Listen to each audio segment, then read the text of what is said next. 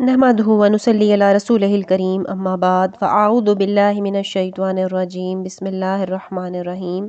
رب اشرح لی صدری ویسر لی امری واحلل عقدۃ من لسانی یفقہوا قولی۔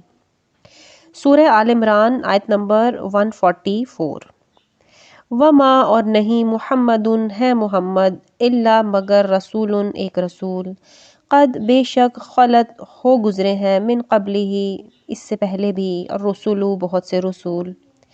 افا ان تو کیا پھر اگر ماتا وہ وفات پا جائیں او یا قتلا قتل کر دیے جائیں انقلبتم تو پھر جاؤ گے تم علی اعقابکم الٹے پاؤں، ومن اور جو ینقلب پھرے گا علی عاقبیہ الٹے پاؤں فلن تو ہرگز نہیں یضر اللہ نقصان پہنچائے گا وہ اللہ کو شیئن ذرا بھی،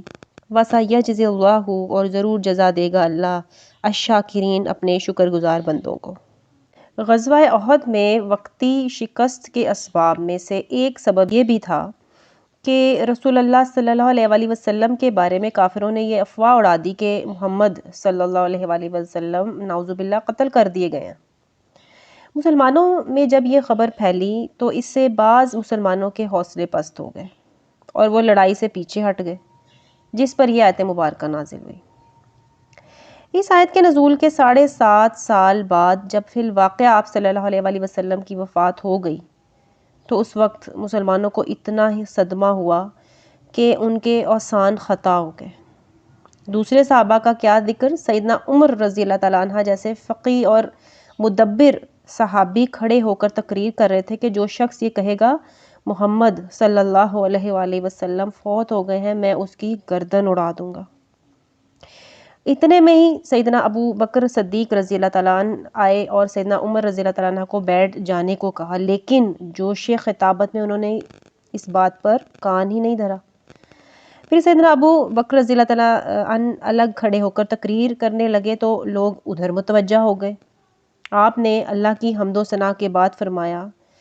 تم میں سے جو شخص محمد صلی اللہ علیہ وآلہ وسلم کو پوجتا تھا تو وہ سمجھ لے کہ بلا شبہ محمد صلی اللہ علیہ وآلہ وسلم وفات پا گئے، اور جو شخص اللہ کو پوجتا تھا تو اللہ ہمیشہ زندہ ہے اور کبھی مرنے والا نہیں۔ اور پھر آپ نے اسی آیت مبارکہ کی تلاوت فرمائی۔ ابن عباس رضی اللہ تعالیٰ عنہما کہتے ہیں کہ ایسا معلوم ہوتا تھا گویا لوگوں کو پتہ نہیں تھا کہ اللہ نے یہ آیت بھی نازل فرمائی ہے جو سیدنا ابو بکر رضی اللہ تعالیٰ عنہ نے تلاوت فرمائی۔ لوگوں نے سیدنا ابو بکر رضی اللہ تعالیٰ عنہ سے اس آیت کو حاصل کیا اور جس نے بھی اس آیت کو سنا تو بے ساختہ اس کی تلاوت شروع کر دی۔ اور سیدنا عمر رضی اللہ تعالیٰ عنہ نے فرمایا اللہ کی قسم میں نے جب سیدنا ابو بکر رضی اللہ تعالیٰ عنہ سے جب اس آیت کی تلاوت سنی تو میں کھڑا کا کھڑا رہ گیا، میرے پاؤں مجھے اٹھا نہیں رہے تھے یہاں تک کہ میں گر گیا۔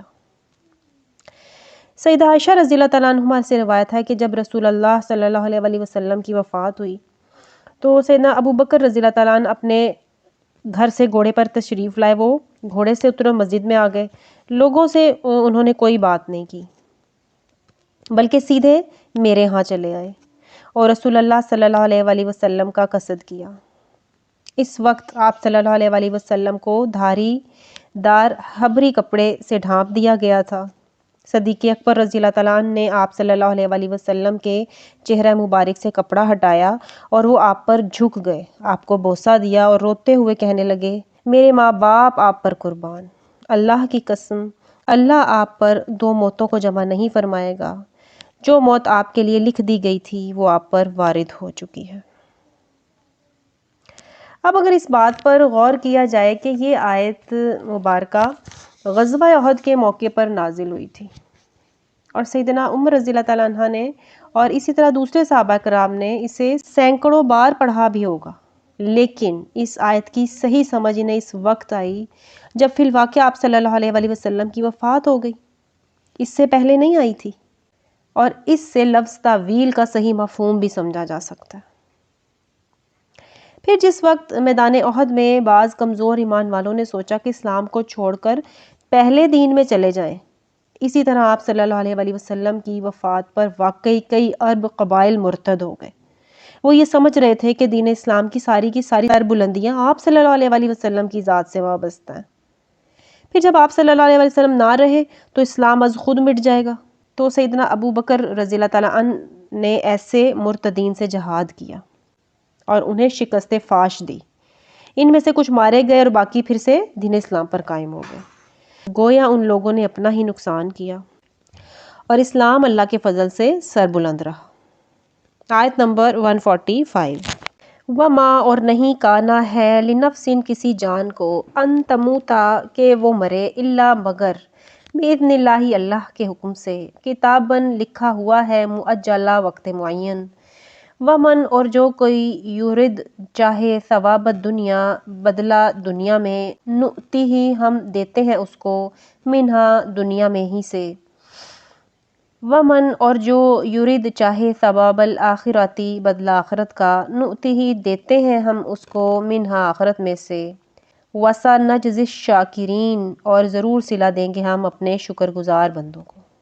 اس آیت مبارکہ میں مسلمانوں کو ایک نہایت جرأت مندانہ سبق سکھایا گیا ہے، جس سے میدان جنگ میں بہادری اور شجاعت کے جوہر دکھانے میں کئی گنا اضافہ ہو جاتا ہے، جو یہ ہے کہ موت کا تعلق میدان جنگ سے قطعاً نہیں ہے، بلکہ وہ گھر پر بھی آ سکتی ہے۔ اس کا تو ایک وقت مقرر ہے۔ اب دیکھا جائے تو رسول اللہ صلی اللہ علیہ وآلہ وسلم اور خلفائے راشدین نے بے شمار غزوات میں شرکت فرمائی، لیکن چونکہ ابھی موت کا وقت نہیں آیا تھا اس لیے صحیح سلامت واپس آتے رہے، اور جب موت کا وقت آ جاتا ہے تو گھر پر بھی انسان اس سے بچ نہیں سکتا۔ اس طرح سپہ سالار ہونے کی حیثیت سے سیدنا خالد بن ولید رضی اللہ تعالیٰ عنہ کا جو مقام ہے اسے سب جانتے ہیں کہ آپ کی ساری زندگی جنگوں میں گزری۔ جسم کا کوئی حصہ ایسا نہیں تھا جہاں تلوار یا نیزے کا نشان موجود نہ ہو، لیکن موت میدان جنگ میں نہیں بلکہ گھر پر بستر مرگ پر ہی آئی۔ اس سے صاف پتہ چلتا ہے کہ موت کا جنگ اور میدان جنگ سے کوئی تعلق نہیں ہے، اس کا اپنا ایک مقررہ وقت ہے، اور جب وہ وقت آ جاتا ہے تو کوئی انسانی تدبیر مرنے والے کو موت کے منہ سے نہیں بچا سکتی۔ جیسا کہ حدیث کے مطابق ہے انما الاعمال بالنیات، یعنی کوئی عمل کرتے وقت انسان کی جیسی نیت ہوگی ویسا ہی اسے بدلہ ملے گا۔ ایک ہی کام ہوتا ہے جو نیت کی تبدیلی سے کچھ کا کچھ بن جاتا ہے۔ مثلاً دور نبوی صلی اللہ علیہ وآلہ وسلم میں ایک صحابی نے مسجد نبوی کی طرف اپنے مکان کی کھڑکی رکھی۔ آپ صلی اللہ علیہ وآلہ وسلم نے پوچھا یہ کھڑکی کیوں رکھی ہے؟ اس نے جواب دیا اس لیے کہ ہوا آتی جاتی رہے۔ تو آپ صلی اللہ علیہ وآلہ وسلم نے فرمایا اگر تم یہ نیت رکھتے کہ ادھر سے اذان کی آواز آئے گی تو تمہیں ثواب بھی ملتا رہتا، اور ہوا تو بہرحال آنا ہی تھی۔ تو غور کیا جائے تو انسان کے بہت سے کاموں کا یہی حال ہے۔ مثال کے طور پر ہر انسان خواہ وہ مسلم ہو یا غیر مسلم اپنے بال بچوں کی پرورش اور ان پر خرچ کرنا اپنا فرض سمجھتا ہے۔ اب اگر یہی کام ایک مسلمان اللہ کا حکم سمجھ کے کرے تو اسے اخروی زندگی میں صدقے کا ثواب بھی مل جائے گا۔ یعنی جو لوگ صرف دنیاوی مفاد چاہتے ہیں اللہ انہیں وہی دیتا ہے، اور جو اخروی مفاد چاہتے ہیں اللہ انہیں اخروی مفاد تو ضرور دیتا ہے، اس کے علاوہ دنیاوی مفاد بھی جتنا اس کے مقدر میں ہے اسے عطا فرما دیتا ہے، کیونکہ اللہ تعالیٰ فرما رہے ہیں وَسَنَجْزِي الشَّاكِرِينَ کہ ہم ضرور صلہ دیں گے اپنے شکر گزار بندوں کو۔ آیت نمبر 146۔ وَكَأَيٍّ مِّن نَبِيٍّ قَاتَلَ اور کتنے ہی نبی گزر چکے ہیں جنہوں نے جنگ کی، معاہو ان کے ساتھ مل کر، ربیون کثیر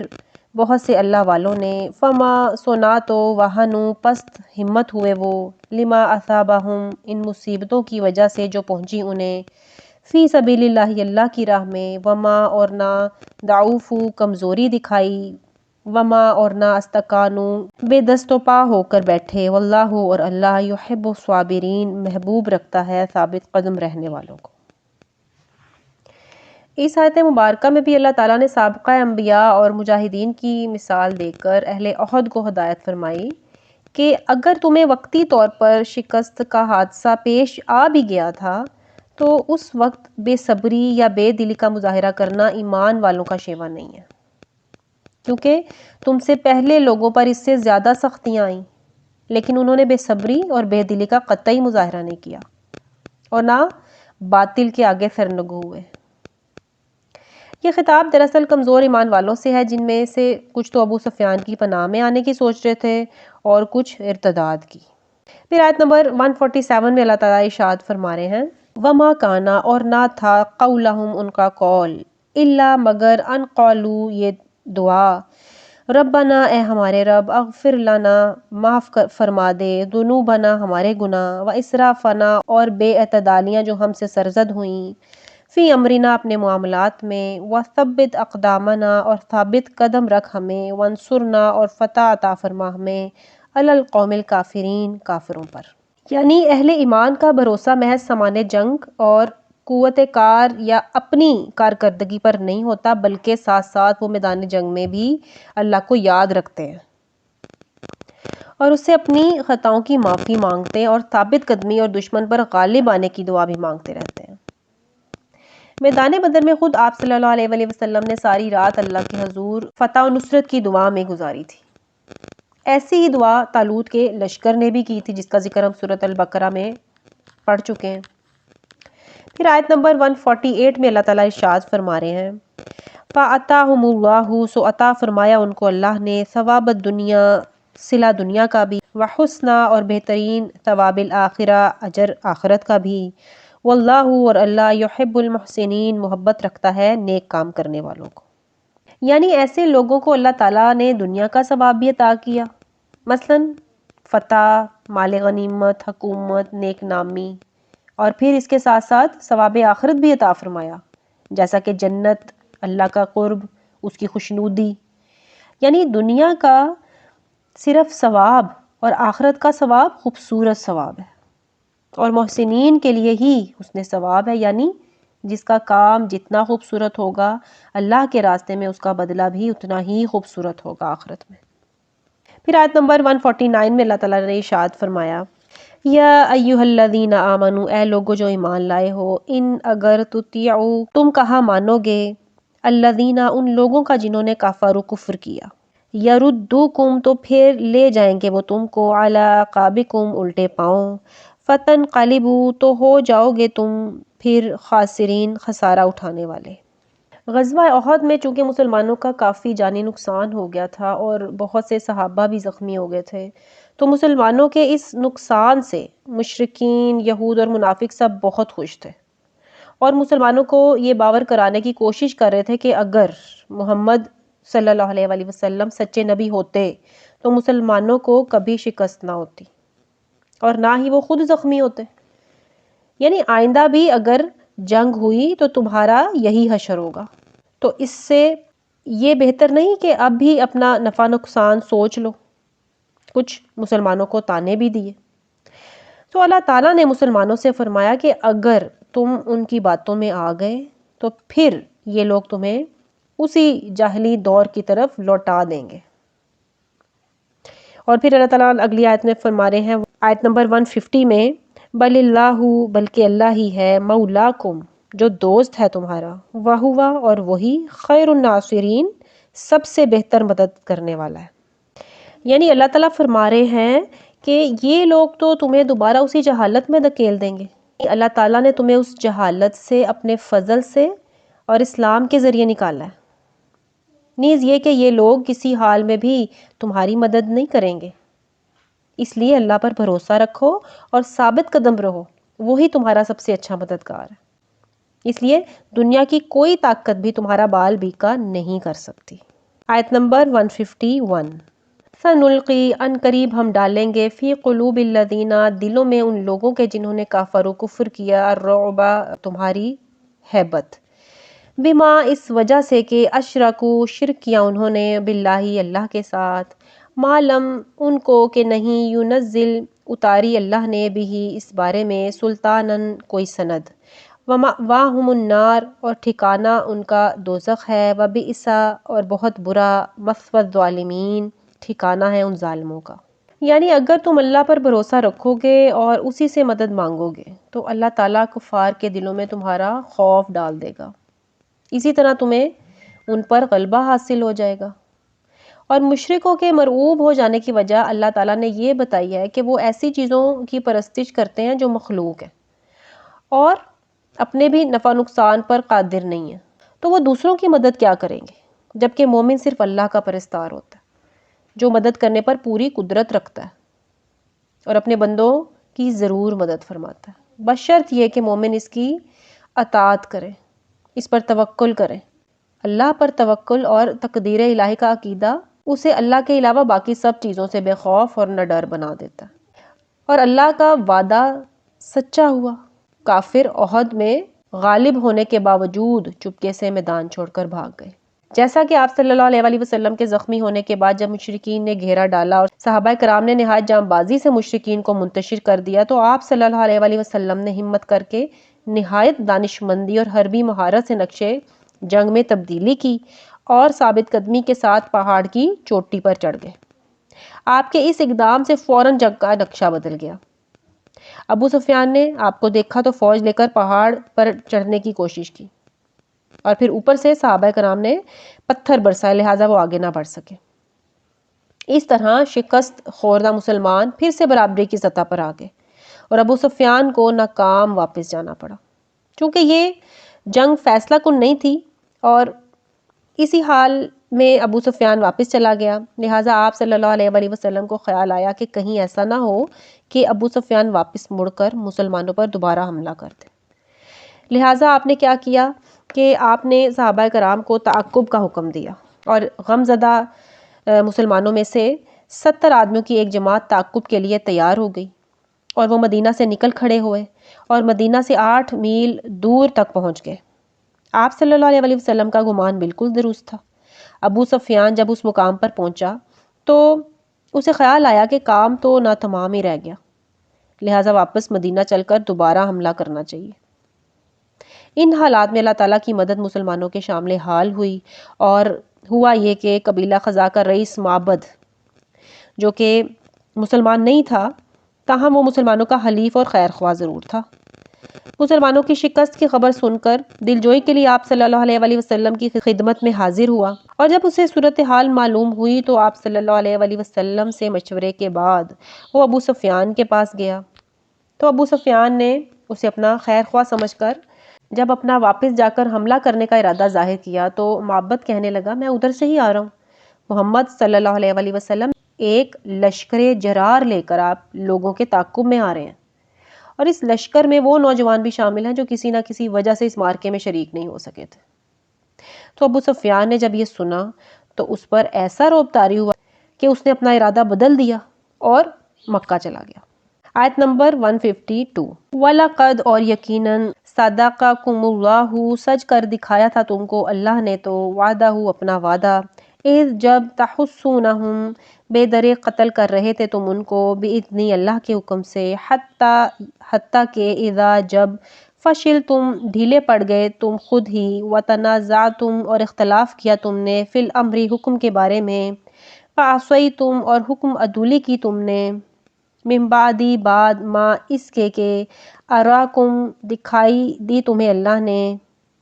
ما وہ چیز جو تحبون تمہیں محبوب تھی، منکم تم میں سے کچھ من وہ تھے جو یرید دنیا طلبگار تھے دنیا کے، ومنکم اور تم میں سے کچھ من وہ تھے جو یرید الآخرہ طلبگار تھے آخرت کے،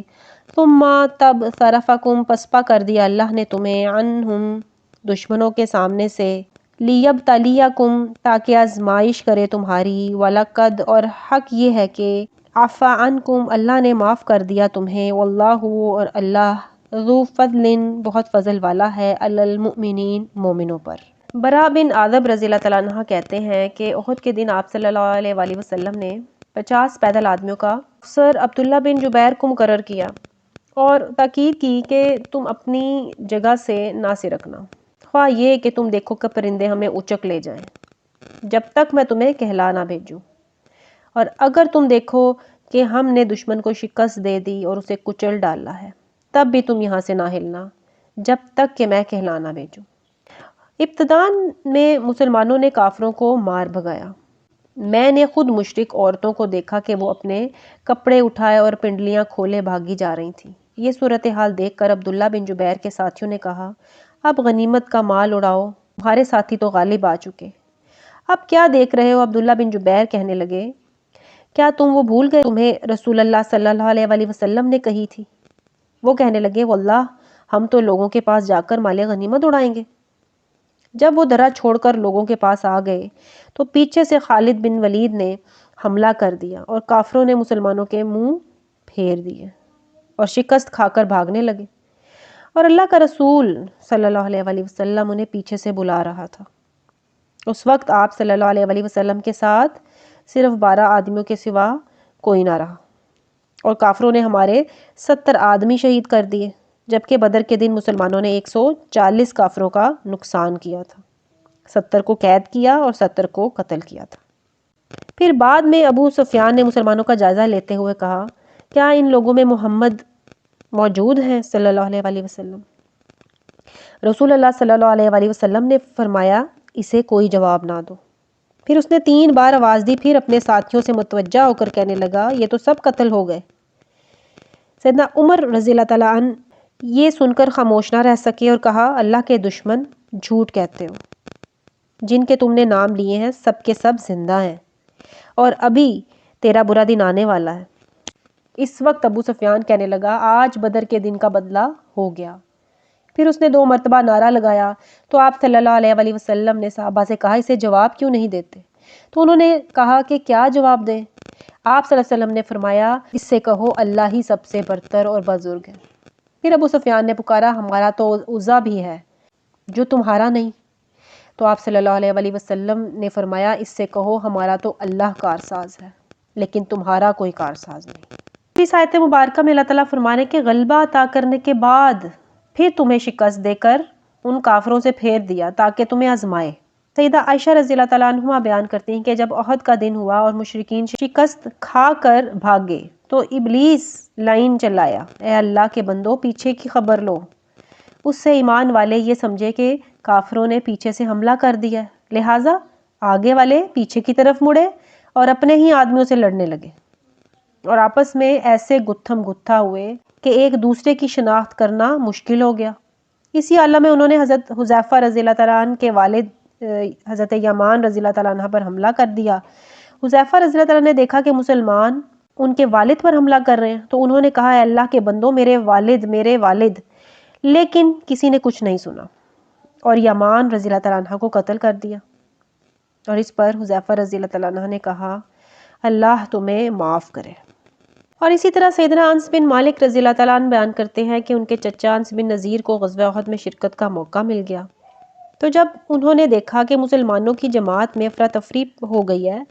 تو کہنے لگے اے اللہ ان لوگوں نے جو کچھ کیا ہے میں اس کی معذرت کرتا ہوں اور مشرکوں نے جو کیا ہے میں اس سے برات کا اظہار کرتا ہوں۔ پھر وہ اپنی تلوار پکڑ کر دشمنوں کی طرف بڑھے۔ اس اثناء میں ان کی سعد بن معاذ رضی اللہ تعالیٰ عنہ سے ملاقات ہوئی تو ان سے کہنے لگے سعد کہاں جا رہے ہو؟ آپ نے کہا اللہ کی قسم مجھے تو احد پہاڑ کے پیچھے سے جنت کی خوشبو آ رہی ہے۔ پھر آپ دشمن کے لشکر پر ٹوٹ پڑے اور جام شہادت نوش فرما گئے، حتیٰ کہ ان کی میت پہچانی نہیں جا رہی تھی۔ ان کی بہن نے انہیں ایک تل کے نشان سے یا انگلیوں کے پوروں سے پہچانا۔ ان کے جسم پر تیروں، تلواروں، نیزوں اور بھالوں کے 80 سے زائد زخم تھے۔ پھر اس آیت مبارکہ میں اللہ تعالیٰ فرما رہے ہیں کہ وَلَقَدْ عَفَا عَنْكُمْ، یعنی اس جنگ میں ابتداً مسلمانوں کو کامل فتح نصیب ہوئی اور اللہ نے اپنا وعدہ پورا فرمایا۔ پھر عبداللہ بن جبیر کے ساتھیوں نے رسول اللہ صلی اللہ علیہ وسلم کی صریح نافرمانی کی جس کی پاداش میں مسلمانوں کو شکست سے دوچار ہونا پڑا، تاہم اللہ تعالیٰ نے مسلمانوں کا یہ قصور معاف کر دیا جس کے نتیجے میں یہ جنگ برابری کی سطح پر منتج ہوئی۔ بلکہ رسول اللہ صلی اللہ علیہ وآلہ وسلم نے کفار کے تعاقب میں جو دستہ بھیجا اس سے یہ معلوم ہوتا ہے کہ بالآخر میدان مسلمانوں کے ہاتھ میں رہا، اور یہ صرف اس وجہ سے تھا کہ اللہ تعالیٰ نے رسول اللہ صلی اللہ علیہ وآلہ وسلم کی نافرمانی کے جرم کو معاف کر دیا تھا، اور اگر قصور معاف نہ کیا جاتا تو عین ممکن تھا کہ مشرکین مکہ میدان احد کو سر کرنے کے بعد مدینہ کا رخ کرتے اور مسلمانوں کے بیوی بچوں کو قتل کر دیتے یا قید کر لیتے یا لونڈی غلام بنا لیتے۔ یہ اللہ کا فضل اور اس کی معافی ہی کا نتیجہ تھا کہ اللہ تعالیٰ نے مسلمانوں کو ایسی ذلت سے بچا لیا۔ ورنہ جو ذلت میدان بدر میں مشرکین مکہ کی ہوئی تھی یہ ذلت اس سے کہیں بڑھ کر ہوتی۔ آیت نمبر 153۔ جب تصعدون تم منہ اٹھائے بھاگے جا رہے تھے، ولا تلوون اور پلٹ کر نہ دیکھتے تھے، علی احد کسی کی طرف، والرسول اور رسول اللہ، یدعوکم پکار رہے تھے تم کو، فی اخراکم تمہارے پیچھے سے، فاصابکم سو بدلہ دیا اللہ نے تم کو، غمم بغم غم پر غم کی صورت میں، لکی لا تاکہ نہ تحزنوا ملال کرو تم، علی ما فاتکم اس چیز کا جو چھن گئی تم سے، ولا اور نہ ما اصابکم اس مصیبت کا جو پہنچی تم کو، واللہ اور اللہ خبیر پوری طرح باخبر ہے، بما اس بات سے جو تعملون تم کرتے ہو۔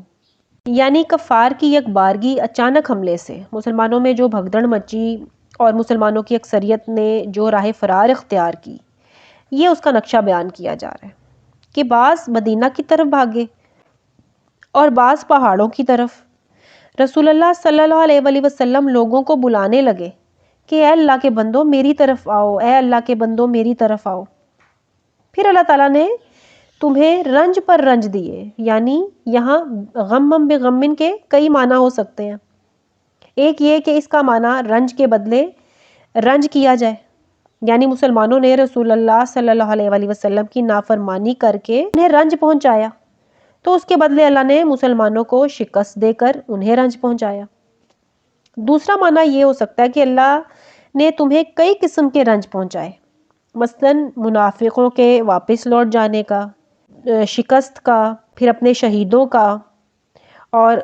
اس کے علاوہ آپ صلی اللہ علیہ وآلہ وسلم کی شہادت کی خبر کا، اور پھر اس جنگ کے انجام کا، اور پھر یہ کہ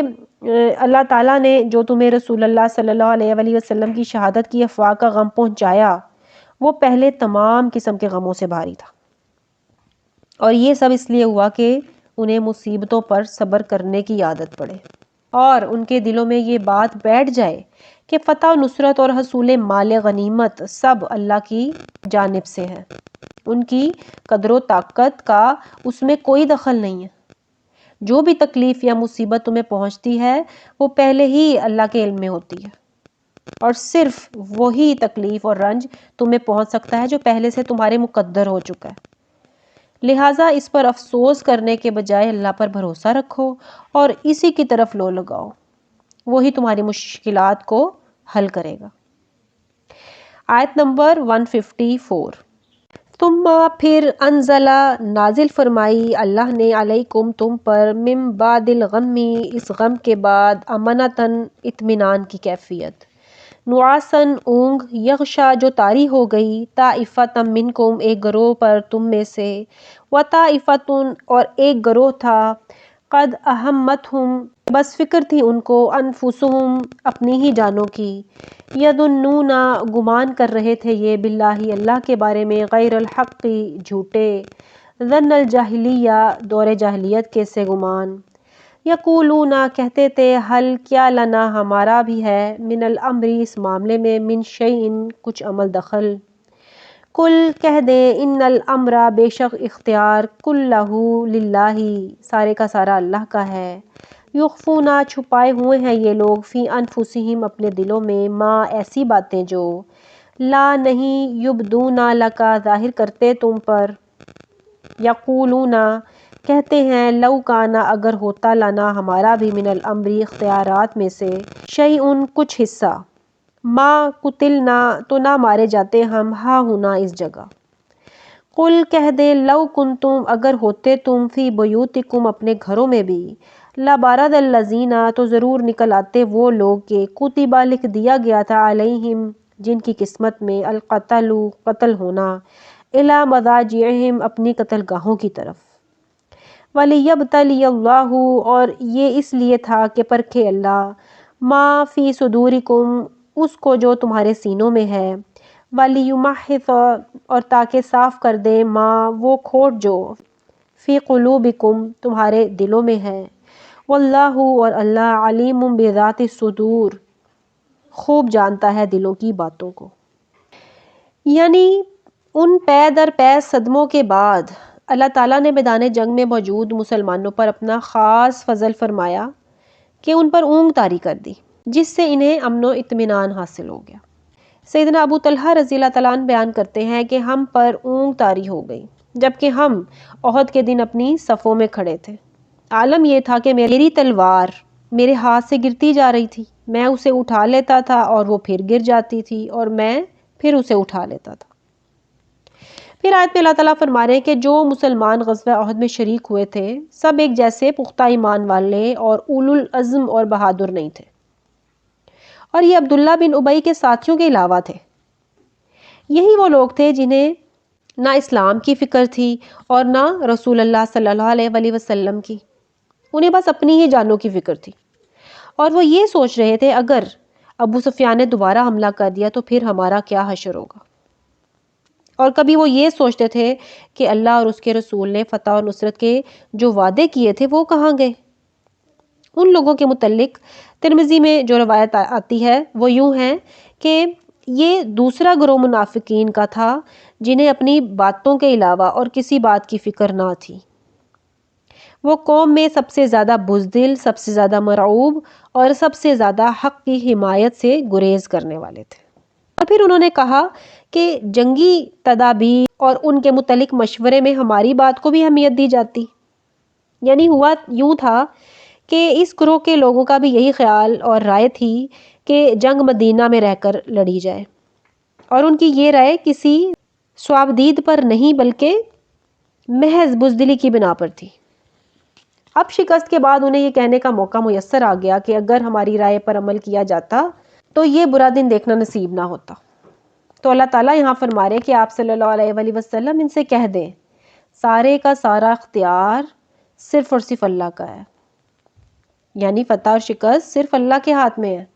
اور اللہ تعالیٰ نے فرمایا کہ یہ آپ کے بارے میں ایسی نفرت اور ایسے برے گمان دل میں رکھتے ہیں جو اپنی زبان پر نہیں لاتے،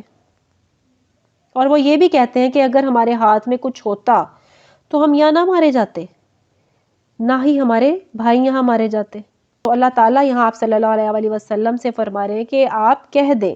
کہ جس مقام پر کسی کی موت واقع ہونا مقدر ہوتی ہے وہ کسی نہ کسی بہانے اپنے مقررہ وقت پر وہاں پہنچ کے رہتا ہے، اور یہ ایسی بات ہے جس کا اللہ کے سوا کسی کو بھی علم نہیں ہے۔ یعنی اگر جنگ برپا نہ بھی ہوتی تو جن جن لوگوں کا یہاں مرنا مقدر ہو چکا تھا وہ کسی نہ کسی طرح یہاں پہنچ کے رہتے، اور اگر میدان جنگ میں ان کا مرنا مقدر ہوتا اور میدان جنگ میں نہ آنے کے ہزاروں جتن کرتے تو وہ کسی نہ کسی ہیلے بہانے یہاں پہنچ کر رہتے، کیونکہ اللہ تعالیٰ کی تقدیر باقی سب باتوں پر غالب ہے۔ پھر اللہ تعالیٰ آیت مبارکہ میں فرمانے کہ یہ اس لیے تھا کہ جو کچھ تمہارے سینوں میں پوشیدہ ہے اللہ اسے آزمائے اور تمہارے دلوں کو پاک کر دے۔ یعنی اس جنگ اور پھر اس میں شکست کے واقعے سے ایک فائدہ یہ بھی حاصل ہوا کہ ہر مسلمان کے متعلق سب کو پتہ چل گیا کہ وہ اپنے ایمان میں کس قدر مضبوط ہے، بہادر ہے اور عزم کا پکا ہے، اور اسی طرح کمزور ایمان والوں میں بزدلوں اور منافقوں کا بھی سب کو پتہ چل گیا۔ گویا یہ جنگ ایک امتحان گاہ تھی جس نے واضح کر دیا کہ ہر ایک کے دل میں کیا کچھ ہے، اور دوسرا فائدہ یہ ہے کہ مخلص مسلمان اپنی کمزوریوں کو دور کر سکیں اور ان کے دلوں میں اللہ تعالیٰ آئندہ کے لیے وساوس اور کمزوریوں سے پاک و صاف بنا دے، اور منافقین کا نفاق کھل کر سامنے آ جائے اور لوگ ان کے خبث باطن سے بچ سکیں۔ آیت نمبر 155، ان الذین بے شک وہ لوگ جو تولوا پیٹھ پھیر گئے منکم تم میں سے یوم جس دن التقى الجمعان باہم ٹکرائے دو فوجیں، انما استزلهم اس کا سبب صرف یہ تھا کہ قدم ڈگمگا دیے تھے ان کے الشیطان شیطان نے ببعض بوجہ بعض ما ان حرکتوں کے جو کسبوا وہ کر بیٹھے تھے، وَلَقَدْ اور بہرحال عَفَا اللَّهُ عَنْهُمْ معاف کر دیا اللہ نے انہیں، ان اللہ بے شک اللہ غفور حلیم بہت معاف فرمانے والا نہایت بردبار ہے۔ غزوہ احد جو مسلمانوں اور کفار مکہ کے درمیان ہوئی، اس شکست کے بعد بعض مخلص مسلمانوں نے بھی فرار کی راہ اختیار کی، بالخصوص اس وقت جب آپ صلی اللہ علیہ وآلہ وسلم کی وفات کی افواہ پھیلی تھی اور مسلمانوں کے اوسان خطا ہو گئے تھے۔ یہاں بعد ما کسبوا سے مراد بھی وہی درے کو چھوڑنے اور اللہ کے رسول صلی اللہ علیہ وآلہ وسلم کی نافرمانی کرنے کی غلطی تھی جو مسلمانوں سے سرزد ہوئی، اور یہ راہ فرار اختیار کرنا ان مومنوں کے اپنے عزم سے نہ تھا، بلکہ یہ ایک شیطانی اغوا تھا، شیطانی حملہ تھا، ورنہ ان کے دل ایمان پر قائم تھے۔ اس دوران آپ صلی اللہ علیہ وآلہ وسلم کے پاس صرف 13 یا 14 مسلمان رہ گئے تھے، جن میں سے 7 مہاجرین اور 7 انصار تھے۔ اس چیز سے یہ پتہ چلتا ہے کہ نفس کا شر ہو یا اعمال کی شامت، ان کے ساتھ شیطان کا گمراہ کرنا بھی شامل ہوتا ہے۔ اس کے بعد اللہ نے ان مسلمانوں کی معافی کا اعلان کیا، یعنی جو دل میں واقعی اخلاص رکھتے تھے ان کی توبہ اور معذرت کے سبب اللہ تعالیٰ نے انہیں معاف فرما دیا۔ اب نہ ان پر کوئی گناہ ہے اور نہ کوئی تان کا حق ہے، اس لیے کہ ان کا فرار نفاق کا نتیجہ نہیں تھا، بلکہ یہ ایک عارضی غلطی تھی جو کہ اللہ تعالیٰ نے معاف فرما دی۔ ان اللہ غفور حلیم، کیونکہ بے شک اللہ بہت معاف فرمانے والا نہایت بردبار ہے۔ سبحانک اللہم و بحمدک اشہد ان لا الہ الا انت استغفرک و اتوب الیک۔